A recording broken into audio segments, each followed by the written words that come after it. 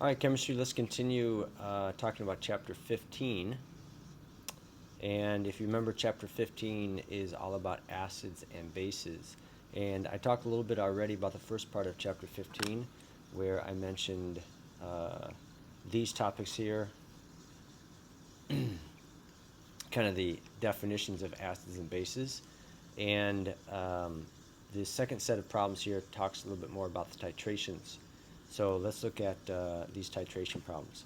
Anytime you do a titration, that means mixing an acid and base, and we're mixing them until they reach what is called the end point. That end point is a specific place where the moles of hydronium ions and the moles of hydroxide ions are equal, and the acid and base have neutralized each other. Okay?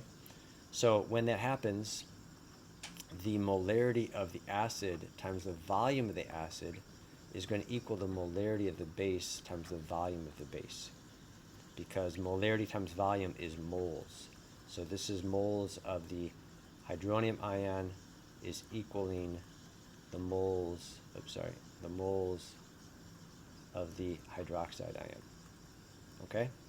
So in all of these cases, all you need to do is you're basically going to be given 3 of the 4 variables, and you plug them in and solve for the 4th one. If you're given the 2 volumes, as you are in this case, you don't need to change it to liters because the milliliter units are going to cancel anyways.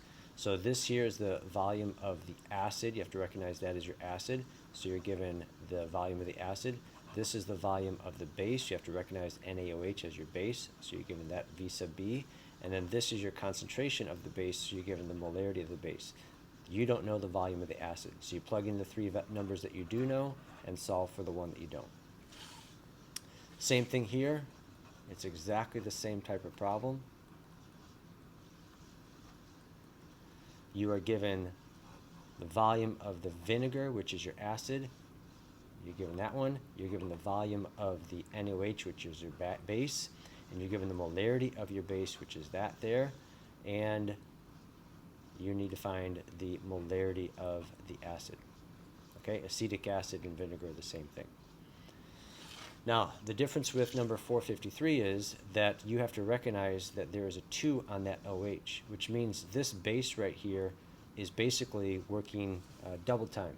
One of these SROH2 units is going to break apart and create 2 hydroxide ions. So that means this HCl has to have 2 units to cancel just one of those units. So the concentration of the base here is basically going to be only half. You only need half of the strength in order to neutralize the acid.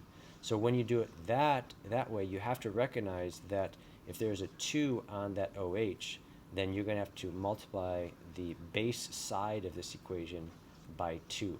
If there was an H2, for example, H2SO4, and the base was NaOH, and there's only just a 1 on the OH, then you'd multiply the acid side by 2.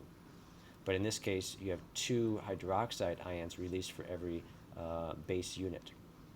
So that's the only difference in that problem.